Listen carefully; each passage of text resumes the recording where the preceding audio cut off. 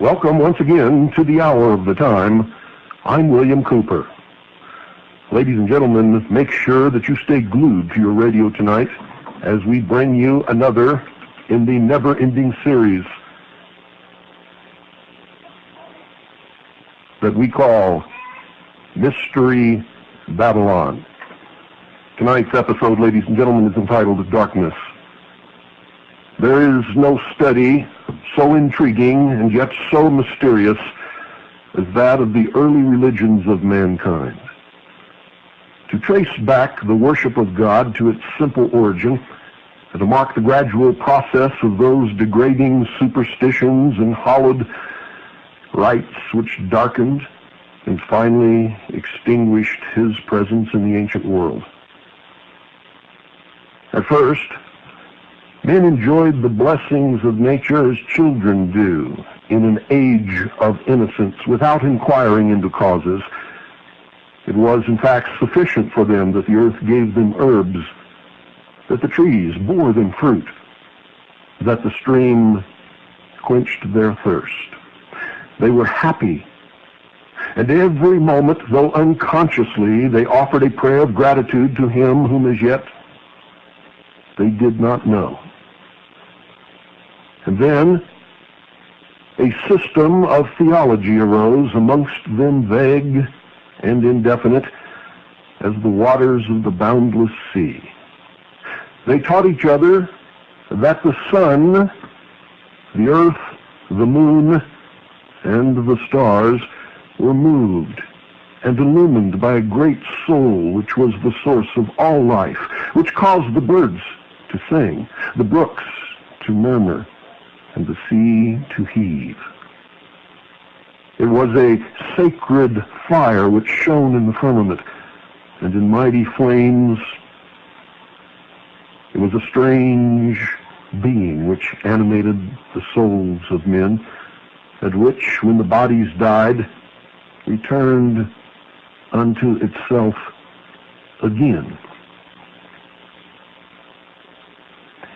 Ancient man silently adored this great soul in the beginning and spoke of him with reverence, and sometimes they raised their eyes timidly to his glittering dwelling place on high. And soon they learned to pray.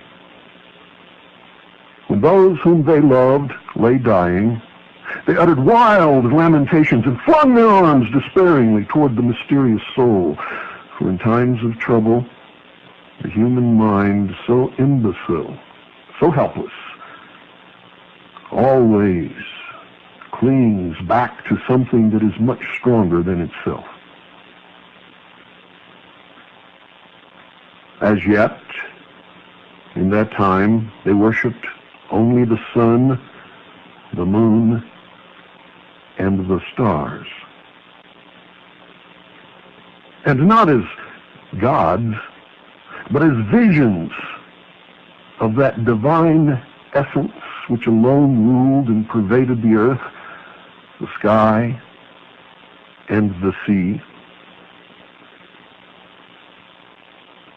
They adored him kneeling with their hands clasped and their eyes raised. They offered him no sacrifices. They built him no temples. You see, they were content to offer him their hearts, which were full of awe, in his own temple, which was full of the grandeur of nature. For the God they worshipped was indeed nature's God.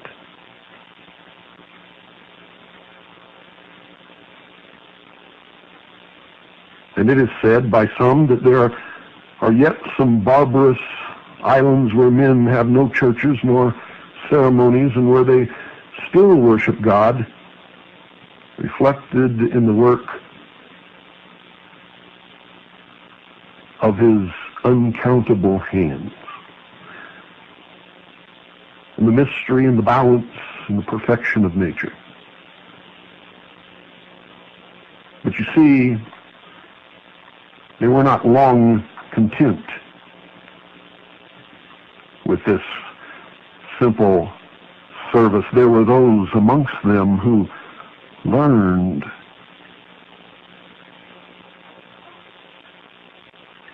how to subvert and twist so that they could control the others around them.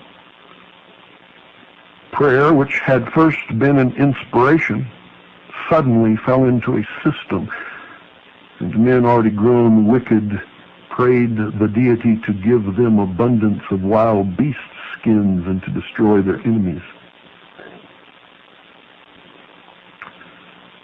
They ascended eminences, mountain tops, and they built towers as if hoping that thus, their being near God, he would prefer their prayers to those of their rivals. And those who controlled those eminences became powerful. And such is the origin of that superstitious reverence for high places, which was universal throughout the entire heathen world.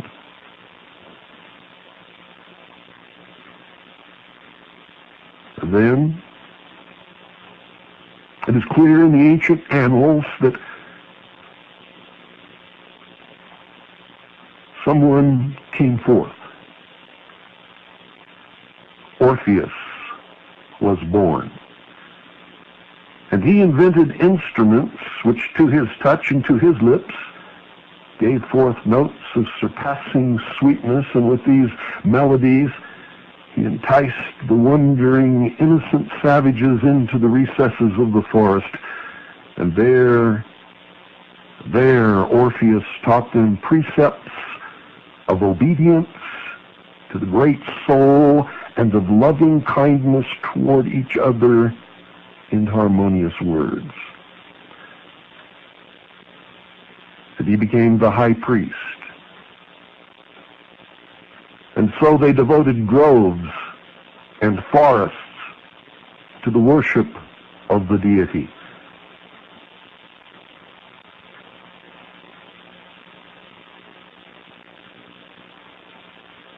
There were men who had watched Orpheus and who had seen and envied his power over the herd who surrounded him. For even then there were sheeple. They resolved to imitate him, and having studied these barbarians, they banded together and called themselves their priests.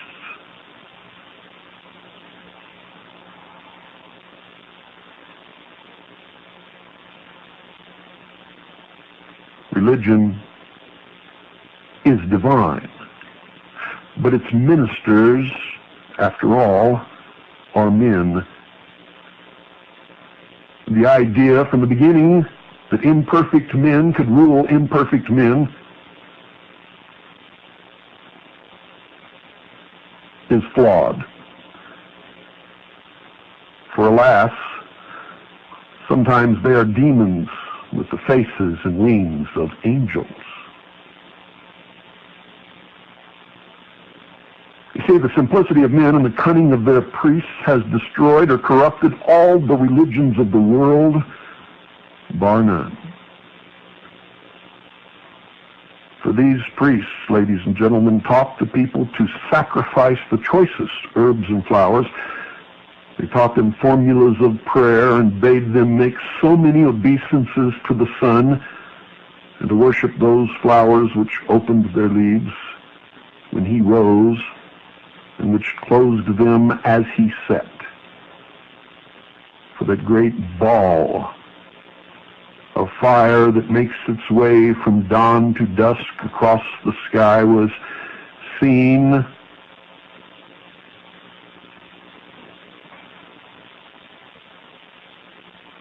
as the savior to those who huddled in the cold darkness surrounded by wild beasts of prey. And it was to that sun that they directed their worship as the great symbol in the heaven of the power of God and the source of all life on this earth. For remember, theirs was a worship of nature's God. They composed a language of symbols, which was perhaps necessary in those times since letters had not been invented, but which perplexed the people and perverted them from the worship of the one God. Those symbols are still used upon the sheeple of the world today, the great herd.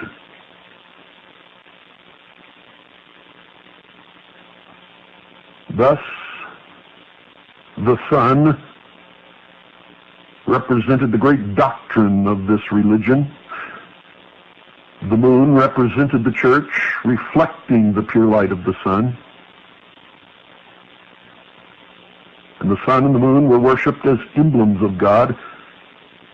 And fire, by the philosophers of fire, as an emblem of the sun.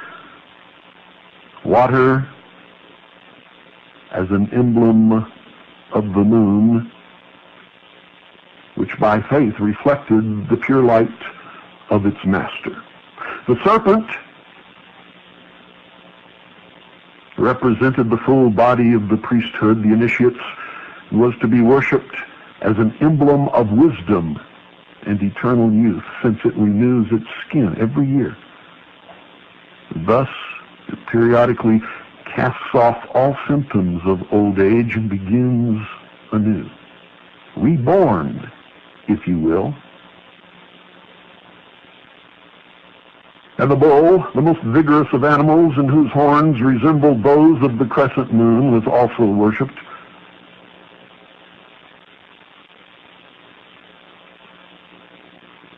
The priests observed the avidity with which the barbarians adored these symbols and increased them. It was a time of great mystery and little understanding of any that was seen around them.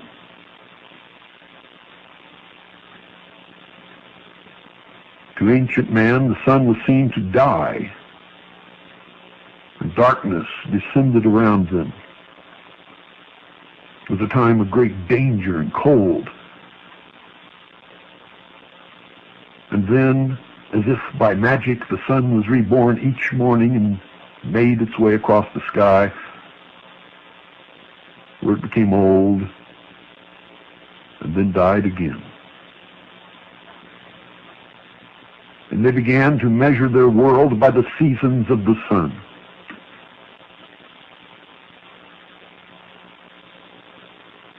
And their religion reflected all of this. And religions today, even though denying any connection with this ancient paganism, still reflects this exact religion in its ceremonies and in its holy days.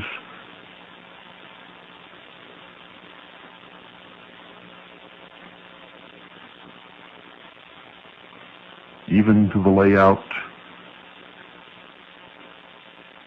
of its churches.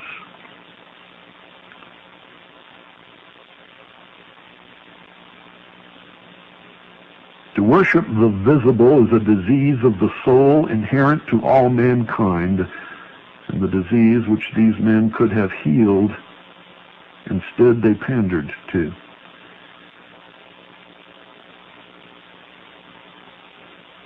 It is true that the first generation of men might have looked upon these merely as the empty symbols of a divine being, but it is also certain that in time the vulgar forgot the God in the emblem and worshipped that which their fathers had only honored, and therefore the symbol became the God. Egypt was the fountainhead of these idolatries, and it was in Egypt that the priests first applied real attributes to the sun and to the moon, whom they called his wife, and sister and mother. The sun became Osiris, the moon became Isis, brother and sister, mother and son, husband and wife.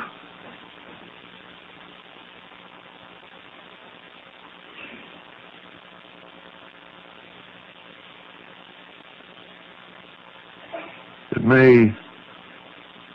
may perhaps, for those of you who have not heard it, maybe have not been listening to this broadcast for a great period of time, it may perhaps interest you to listen to the very first fable of the world.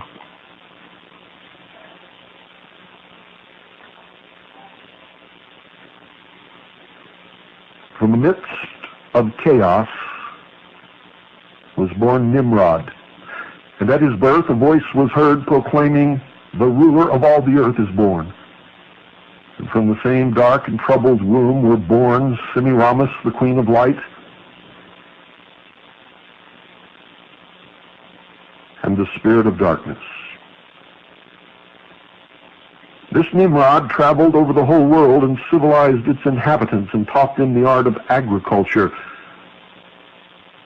And his wife Semiramis built the first fortified cities and walls. But on his return, the jealous darkness laid a stratagem for him, and in the midst of a banquet had him slain. He was nailed down in his prison, which cast into the river, floated into the sea,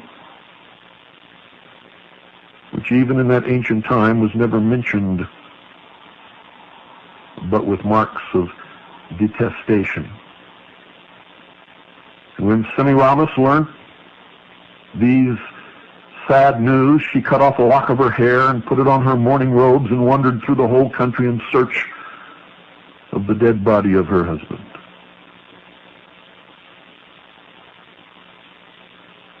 Eventually, she found it.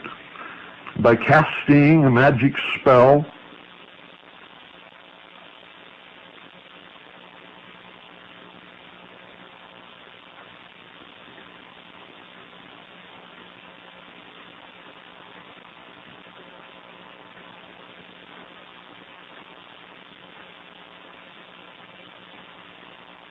a magical intercourse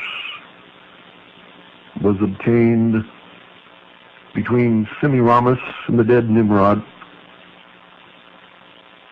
from which a child emerged. The child was Tammuz. And Semiramis fed the infant with her finger instead of with her breast, and put him every night into fire to render him immortal.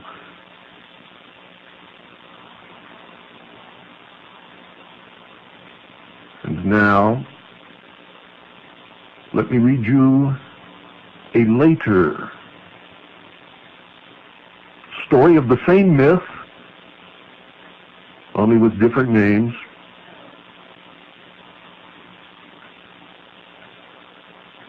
And I have to depart from my narration here and read this to you.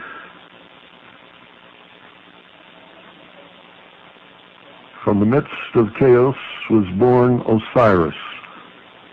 And at his birth a voice was heard proclaiming, "The ruler of all the earth is born." And from the same dark and troubled womb were born Isis, the queen of light, and Typhon, the spirit of darkness. This Osiris moved over the whole world and civilized its inhabitants and taught them the art of agriculture, brought them together in societies for their mutual benefit and protection. But on his return to Egypt, the jealous Typhon laid a stratagem for him, and in the midst of a banquet had him shut up in a chest, which exactly fitted his body. He was nailed down in his prison, which cast into the Nile, floated down to the sea by the Ta'itic mouth, which even in the time of Plutarch was never mentioned by an Egyptian except with disdain and loathing.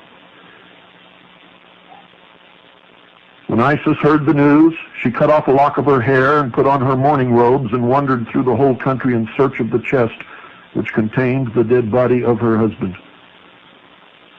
At length she learnt that the chest had been carried by the waves to the shore of Byblos, and had there lodged in the branches of a tamarisk bush, which quickly shot up and became a large and beautiful tree, growing round the chest so that it could not be seen. The king of the country, amazed at the vast size the tree had so speedily acquired, ordered it to be cut down, to be hewn into a pillar to support the roof of his palace, the chest being still concealed in the trunk.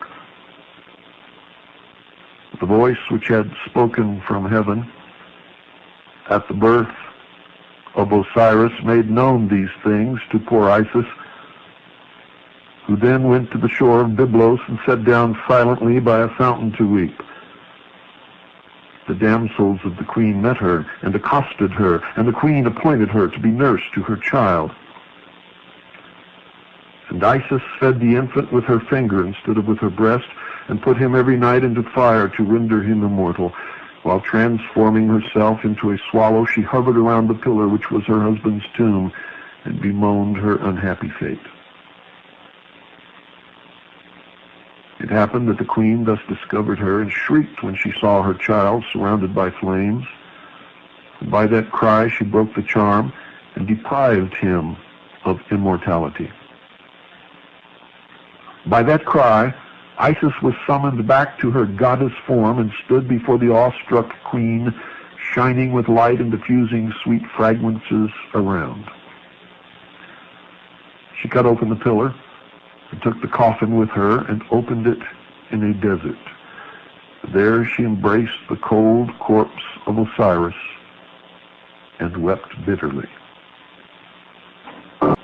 Isis returned to Egypt and hid the coffin in a remote place, but Typhon, hunting by moonlight, chanced to find it, and divided the corpse into 14 pieces. Again Isis set out on her weary search throughout the whole land, sailing over the finny parts in a boat made of papyrus. She recovered all the fragments except one which had been thrown into the sea. Each of these she buried in the place where she found it, which explains why in Egypt there are so many tombs of Osiris. And instead of the limb which was lost, she gave the phallus to the Egyptians, the disgusting worship of which was thence carried into Italy, into Greece, and into all the countries of the East. And today, people pay obeisance to this phallus when they stand in awe of the Washington Monument, or when they attend spike training, for truly,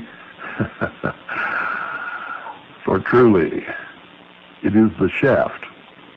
When Isis died, she was buried in a grove near Memphis. Over her grave was raised a statue covered from head to foot with a black veil, and underneath was engraved these divine words, quote, "I am all that has been, that is, that shall be, and none among mortals has yet dared to raise my veil," end quote. Beneath this veil, ladies and gentlemen, are concealed all the mysteries and learning of the past. A young scholar, his fingers covered with the dust of venerable folios, his eyes weary and reddened by nightly toil, will now attempt to lift a corner of this mysterious and sacred covering. The folios are the old books that I have discovered in used bookstores across the country and around the world. And truly, in some of those dark and dim corners and shelves that have never been touched, I have been literally covered with the dust of years that has settled upon these ancient volumes. Those that I could afford have found their way into my library, where they still serve today.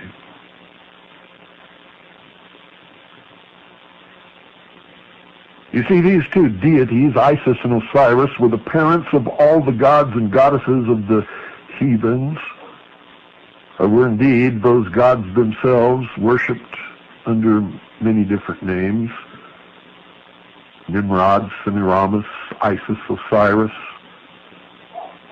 Diana, and Dionysus.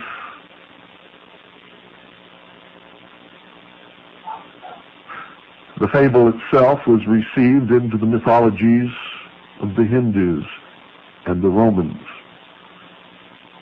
Sira is said to have mutilated the Brahma as Typhon did Osiris, and Venus to have lamented her slain Adonis as Isis wept for her husband, god, brother, son. And as yet, the sun and moon alone were worshipped under these two names. And as we have seen, besides these twin beneficial spirits, men who had begun to recognize sin in their hearts had created an evil one who struggled with the power of light and fought with them for the souls of men. I must tell you that in my studies I find that it has been natural through all history for man to fabricate something that is worse than himself rather than take the responsibility upon his own shoulders. And even in the theology of the American Indians, which is the purest of the modern world, there is found a Mahitu, or dark spirit.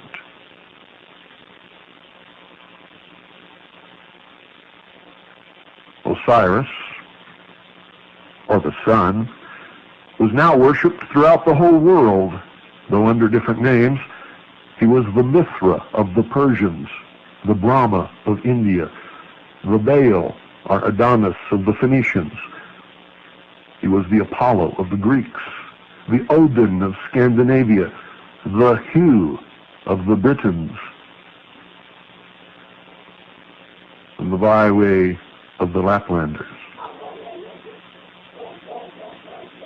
Isis, ladies and gentlemen, also received the name of Isline, Ceres, Rhea, Venus, Vesta, Cybele, Niobe, Melissa, Nehalenia in the north, Isi with the Indians, Puza among the Chinese, and Ceridwen among the ancient Britons.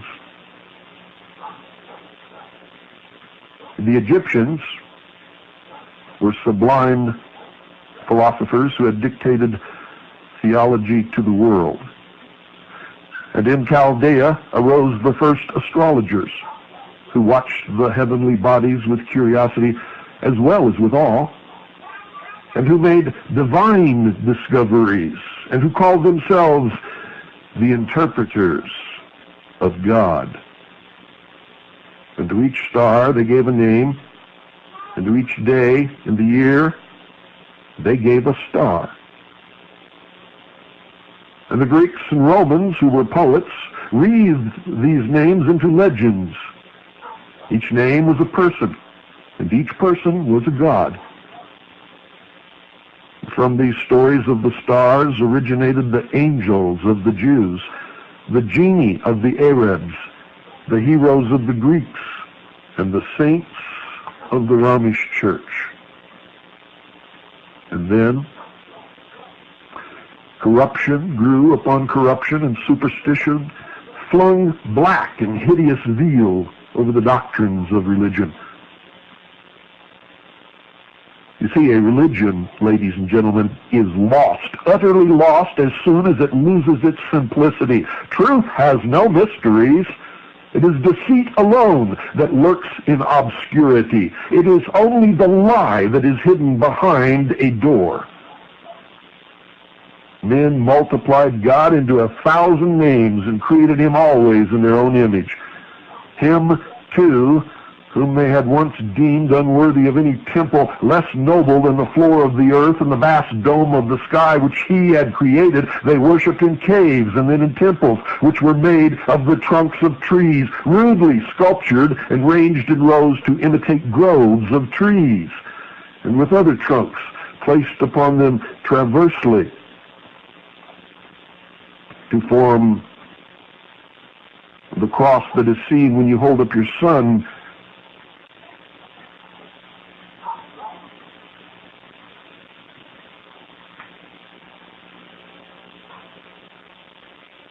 Behind some obstacle. they streak across the sky. These were the first buildings of worship erected by man from no reverence for the deity, for God, but only to display that which they conceived to be a stupendous effort in art, and to display their knowledge and power so as to more adequately rule and subjugate the herd, the sheeple, the profane humanity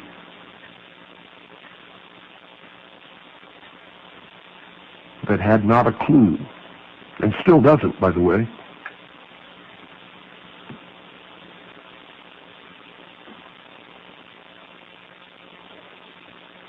It may be necessary to remind some of you that a superior being, God, if you will, must view the elegant temples of the Romans, the gorgeous pagodas of India, and the Gothic cathedrals of the Western world with feelings similar to those with which we might contemplate the rude efforts of the early heathens, or a hill of ants, who deemed God unworthy of the fruits and flowers which he himself had made, and offered to him the entrails of beasts and the hearts of human beings. Can you imagine the audacity, the arrogance of such a thing?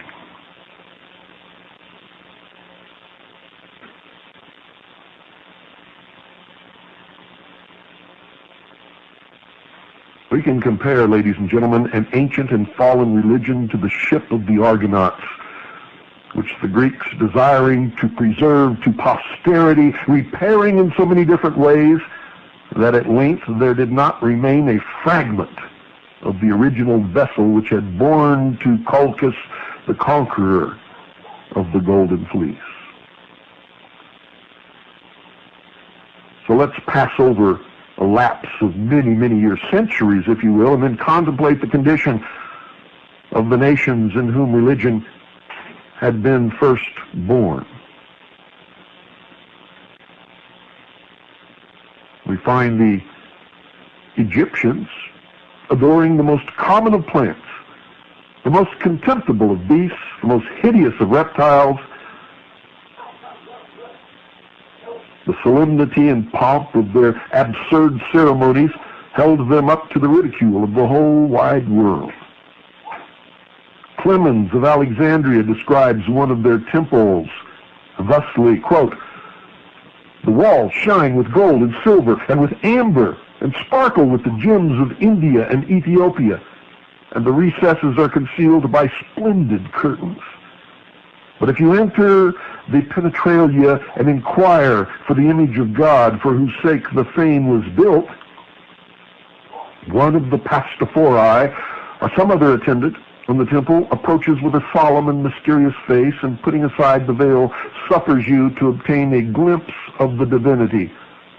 And there, upon an altar, you behold a snake, or a crocodile, or a cat, or some other beast, a fitter inhabitant of a cavern or a bog than of a temple, or a giant penis, the phallus of Osiris, which Isis had substituted upon the altar of Egypt. The priests of Egypt were always impostors, but once so celebrated, had degenerated into a race of jugglers, a circus, if you will. Also, the Chaldeans lived upon the fame of their fathers and upon their own base trickeries. No one was honest anymore. No one could point to God. No one understood that all the symbols of the universe and in nature represented the power of an unseen God that the first men worshipped. The Brahmins or Brahmins, whose priests of India once so virtuous and celebrated as being so wise, they too had fallen. Once they had forbidden the shedding of so much as an insect's blood. One day in the year alone, at the feast of Jagam, they were authorized to sacrifice the flesh of a beast, and from this many had refrained from attending, unable to conquer their feelings of abhorrence. But now, they had learnt from the fierce Scythians and from the Phoenicians who traded on their coast to sacrifice the wife upon her husband's pair to appease the gentle Brahma with the blood of men, and that ceremony continues to this day. The angels who had presided over them became savage demons who scourged them on to cruel penances, even to lifetimes of suffering and famine. And in the sacred groves where once the Brahmin fathers had taught their precepts of love, men emaciated, careworn, even dying, wandered sadly, waiting for death as tortured prisoners wait for their liberty. But worse still, these wicked priests sought through the land for the most beautiful young women and trained them to dance in the temples and to entice the devotees to their arms with lustful attitudes and languishing looks, and with their voices which mingled harmoniously with the golden bells suspended on their feet. They became prostitutes for the priesthood. They sang hymns to the gods in public and in private, enriched the treasuries of the pagoda with their infamous earnings. And thus a pure and very simple religion was debased by the avarice and lewdness of its priests,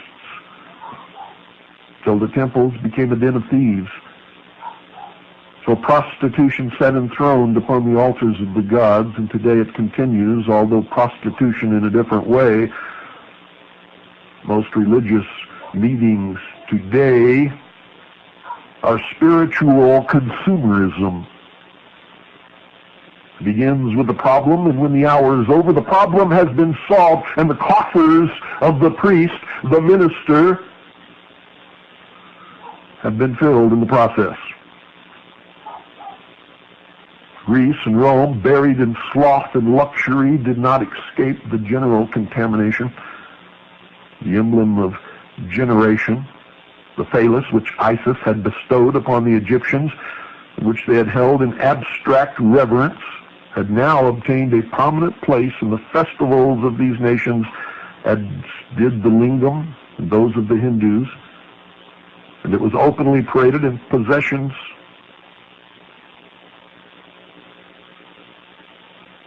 before guests in the home, in processions in the streets. It was worn by Roman nations in bracelets upon their arms. It adorns our nation's capital as the Washington Monument and stands mocking us in Dealey Plaza in Dallas, Texas. The sacred festivals and mysteries which they had received from the Egyptians and for which the women had been wont to prepare themselves by continence and the men by fasting, were now mere vehicles for all the depravities and deceptions of the very lowest kind. Men were permitted to join the women in their worship of Bacchus or Adonis, of the Bona Dea, and even of Priapus. And so dissolute did the Dionysia become, ladies and gentlemen, that the civil powers were compelled, yea, forced to interfere with those of religion, and the Bacchanalia were abolished by a decree of the Roman Senate. But it was too late, for Rome's fate had been sealed. And the Jews, the chosen people of God, had not their religion changed? Had not God, weary with their sins, yielded them to captivity, scourged them with sorrow, menaced them with curses? And isn't the state of Israel more a secular state than a religious state today, despite the claims of Zionism? They worshipped Baal, Peor, the Priapus of Assyria. They sacrificed their children to Moloch. They had dancing girls in the holy temple. This corruption spared no race, no people, no religion, and no one can point to any other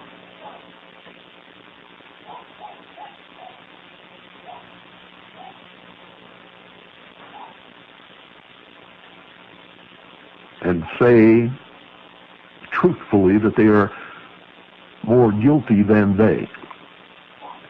For all are guilty. All people, all religions, all nations, all over this world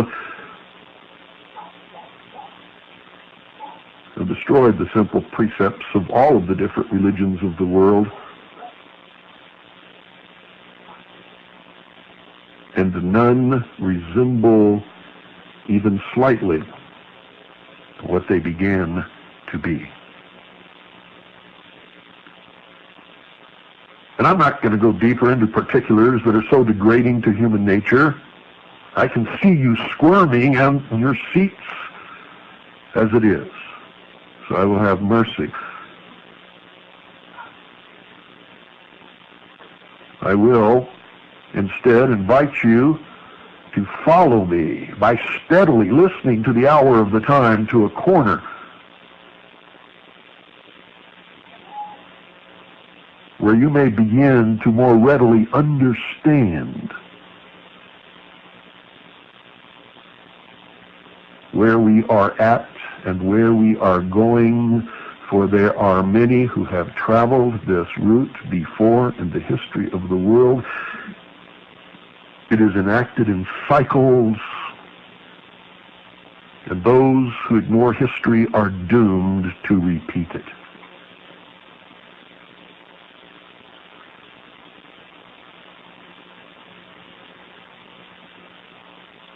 There is a place in the world where, at least for many ages, religion was preserved in its pristine purity, and whose priests, through a barbarous soldiery, were received as martyrs,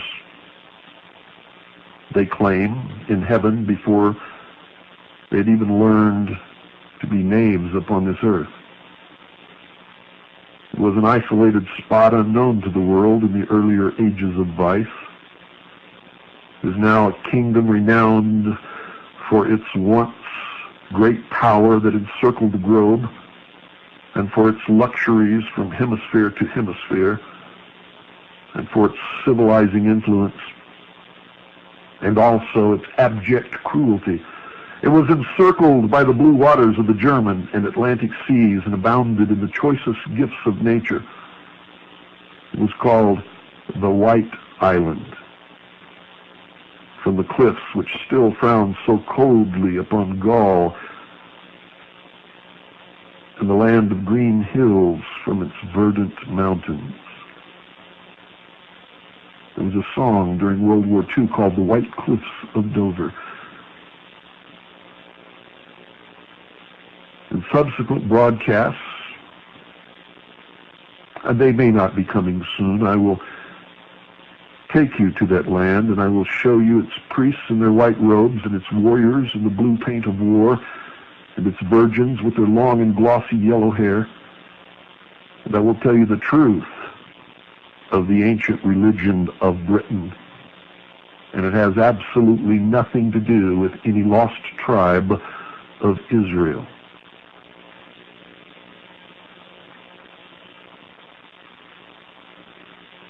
We will begin that journey some propitious evening, where I will lead you back into the past and relate to you why this land was called Albion and why Britain. Good night, ladies and gentlemen, and God bless each and every single one of you.